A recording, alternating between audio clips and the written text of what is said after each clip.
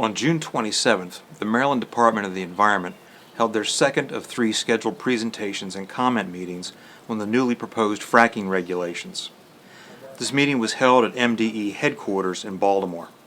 Over 100 people attended, with more than 40 of them making comments that lasted for over 2 hours to Secretary Benjamin Grumbles and his MDE staff. 3 of those participating had driven over 7 hours from Dimock, Pennsylvania, to add their first-hand experience with fracking to the conversation. Craig Stevens' family has owned the same piece of property in Silver Lake Township for 6 generations. His 93-year-old grandmother had signed a fracking lease. Understand, drilling holes in the ground causes problems. Cabot, that did that, to this date, will not admit they did it, even though they paid tens of millions of dollars in fines and restitution. But when they pay you restitution, they want your name on the dotted line, non-disclosure. Anybody here think they can tell me how many people are on non-disclosure agreements that have had their water turned to that in the United States? No, you can't, because nobody knows. Tens, if not hundreds of thousands of homes have had that happen to them in the last 15 to 20 years from unconventional drilling. Paying them a few $100,000 is not solving the problem. Anybody here get this as not a political issue? It's not a political problem. We have politicians that want to help us fix it, but it's not a political issue. This is a health and safety issue. When you start playing politics with the health, human and animal health in the world, let alone the United States, you are sentencing people to death. And Maryland should say, hey, here's what I'm asking the leadership of Maryland, Governor Hogan, if you're listening, and his policy advisors, make the industry come and clean up Pennsylvania, and clean up West Virginia, and clean up Texas, Oklahoma, Colorado, California, North Dakota, Wyoming. Clean it up before you come to Maryland. And if you want to come to Maryland and drill, stay home, because we're not going to let you. Us and our neighbors in Pennsylvania will stand across that shared boundary line along with West Virginia and tell them, stay out of Maryland, not another coastal state getting destroyed. Ray Kimball lives in Montrose, Pennsylvania. He worked in the gas and oil industry for years and also has fracking on his property. Anybody want to drink a Dimock well water? I don't think I can make it home. That's out of my well water. This is the water that EPA says is good to drink and bathe in. I turned around and told them they were full of shit. I just got done, like Craig said, we were just down to EPA. I just kicked Halliburton's ass, Range Resource, ExxonMobil, and EID, which is Energy in Denial, with all their bull crap that they wanted to say down there. We won. The scientists saw our side and said, yes, there is widespread systemic water contamination due to gas drilling and fracking process. This is what will happen when you drill and frack. This is what's going to happen to the water down here. So we drove down here, so I guess we're going to have to go inside here and kick somebody else's ass. Yes. All right. I'm just a hardcore biker, ex-gas worker, okay? So I'm not politically correct or anything else. So. Thanks for coming. Hey, Lee McCaslin, 32-year master driller. Whoa. And Native American tribal leader. All right. Thank you for coming. Standing here in front of you today with my red flag. That's to stop what's going on here completely. We ain't playing around. We contaminated our neighbors. I look at it very, very seriously as time goes on here. And anybody questions you about hydraulic fracturing, this is another flag. It's yellow. Caution. Anybody that says it can be regulated, it cannot be. We're looking at a time in history here that the industry is taken advantage of and time has been forgot. We live, we learn, and we forgot. And we forgot that we did this before. We left all these abandoned orphan wells in locations that we have never documented. 20 or 30 years ago, we got the industry of social media. We have all this communication now and the technology to do better.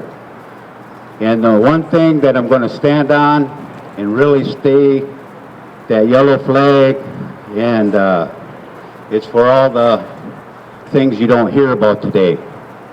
And that's all the people that are in the backwaters suffering at this moment, all our workers. And That's what I got to say. We're going to go in there and we're going to make the difference. That's right. I hope.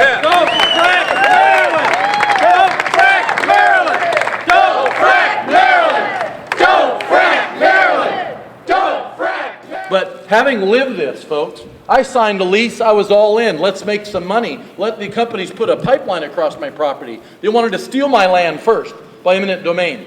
That didn't work out too well. They messed with the wrong Scotsman, that's why.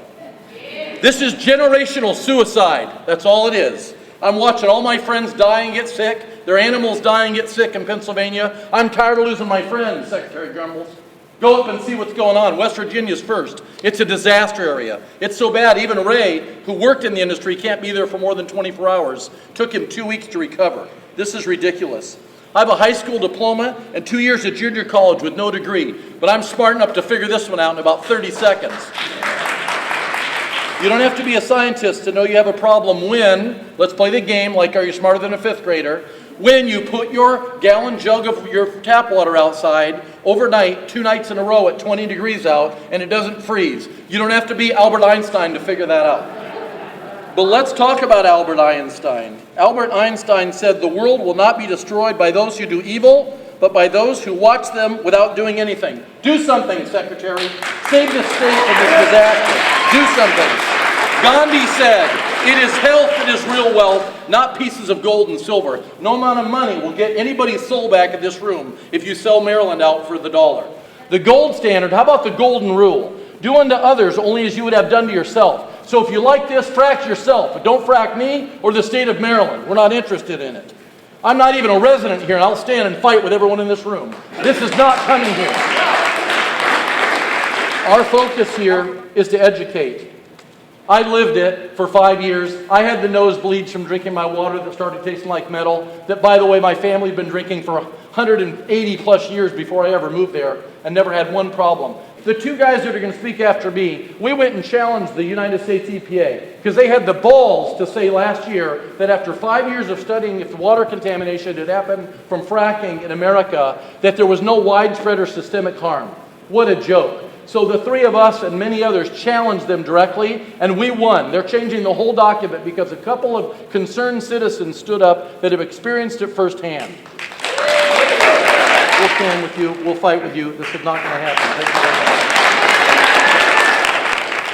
You ought to be ashamed of yourselves thinking of Pennsylvania and West Virginia for your studies and your setbacks. There is no setbacks safe enough for this. The Halliburton loophole, they are exempt from clean air, clean water, and super fun sites, which means when they contaminate your river, contaminate your air, and pollute the ground, that's your problem. They don't have to do anything about it. So, if they drill it, you're screwed. The only way to stop this, don't drill at all. No drilling. I got a well 500 feet from the front door of my house that's failed. It's been failed for over 3 years. DEP said plugging. Industry said, hell no, we got too money to fix this, and we're not going to plug it. They do what they want. Robert McCaslin was a master driller in the gas and oil industry for over 30 years. I want to thank the secretary here and hand him a couple cards here. One from the industry. I'm a 32-year-old master driller. Wild Well Control, the International Driller Contract Association. And if you need anything to blame it on me.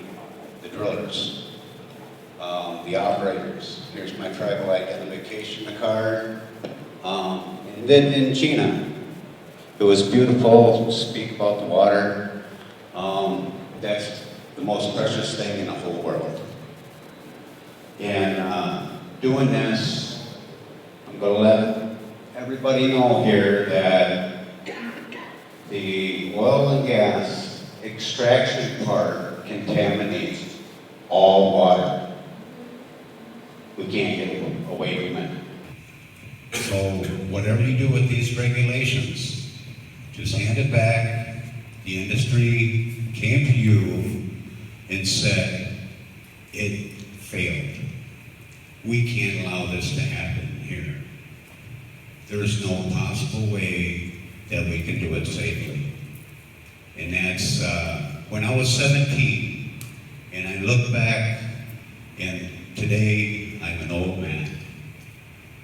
And an older man. But, and I'm getting older. But if I could go back to the land management, that's why my tribal ID for land management. These are the ancestries, and this is what's being walked over without my rules. These people that lived before us here remain here to protect this place. Blame it on the Indians because, you know, we can no longer let this trespassing of our bones, our ruins being compacted by an industry that I've worked for my whole life. And with that, I bless each and every one of you in that red flag. I stand with you. At the conclusion of the meeting, all three men drove the 7 hours back to Dimock.